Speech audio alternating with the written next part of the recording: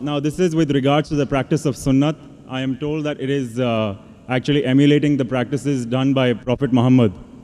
And if we're only supposed to bow down to the formless God, why do we follow practices which are done by a human incarnation, particularly things like growing your hair to a certain length, which may not have a particular significance in terms of benefit, or kissing the Hazrat Aswad when someone also declined that you're just a stone and Prophet Muhammad didn't kiss you, I wouldn't do this either. Brother asked a very good question. He asked a very good question that when we agree Prophet Muhammad, peace be upon him, is not Almighty God, why do you have to emulate him? Why do you have to copy him if he's the incarnation of God? He's not incarnation of God. So in your sentence, a human form. He's a human being. He is the best human being, but he's not God. Why do we follow? Because Almighty God has said that. Quran says in Surah Nisa chapter 4 verse 59, Atiullah, Atiur Rasul. Obey Allah and obey the messenger. God has said, God said follow the Prophet, we follow. For example, I'm the boss of a company. I tell, follow my general manager. Now, you will say, why follow general manager, boss? Boss is saying so. If boss says, you have to follow. Unless the general manager goes against me, and if the trusted general manager never go against me.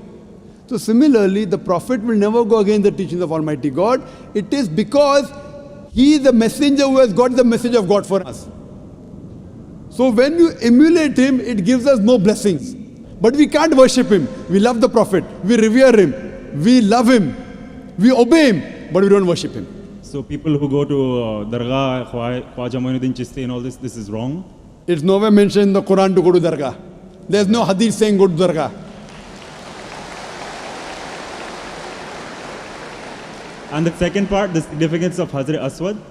Hazrat Aswad again, because the Prophet kissed it, I'm emulating. It doesn't become the fard.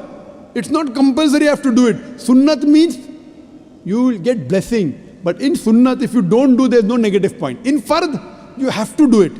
If you don't do it, negative points. Like praying 5 times, you have to do. Don't do negative points. Sunnat means if you do, plus points. If you don't do, no negative points. So these are additional bonus points. So if you want bonus, you can do it. Not compulsory. If you don't do also, no one can say that you're not a good Muslim. So when you do it, you get additional bonus point.